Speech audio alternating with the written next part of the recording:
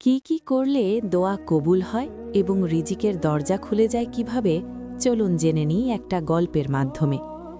এক ছেলে ছিল, নাম তার আব্দুল্লাহ। 5 ওয়াক্ত নামাজ, রোজা, কোরআন সবই করত, কিন্তু তার মা প্রায়ই বলতেন, বাবা, আমার সাথে একটু সময় কাটাবি না? আব্দুল্লাহ ভাবত, আমি তো ইবাদত করছি, তবু কেন আমার দোয়া কবুল হয় না? একদিন সে গ্রামের এক আলেমের কাছে গেল। আলেম তাকে দেখে বললেন, বাবা, তুমি কত নামাজ পড়ো? হুজুর, 5 ওয়াক্তি। কোরআন পড়ো? জি, প্রতিদিন।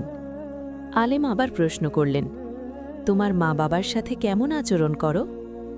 আব্দুল্লাহ মাথা নিচু করে বলল, হুজুর, ভালো করার চেষ্টা করি, কিন্তু সব সময় নয়।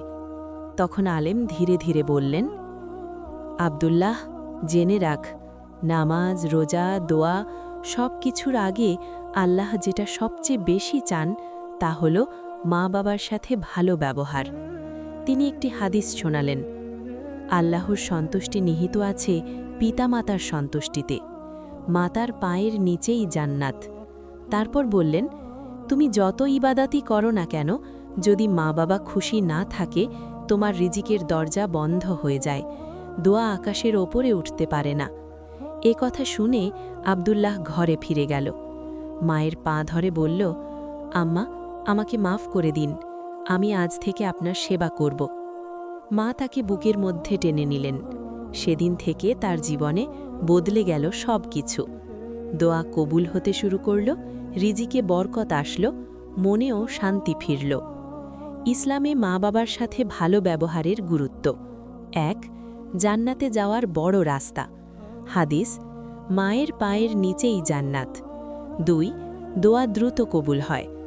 যে মা বাবাকে খুশি রাখে তার দোয়া আসমানে উঠতে বাধা পায় না। 3. রিজিকে বরকত আসে। মা বাবার দোয়া রিজিকের দরজা খুলে দেয়। 4. গুনাহ মাফ হয়। একবার এক সাহাবী বললেন, তার বড় গুনাহ আছে।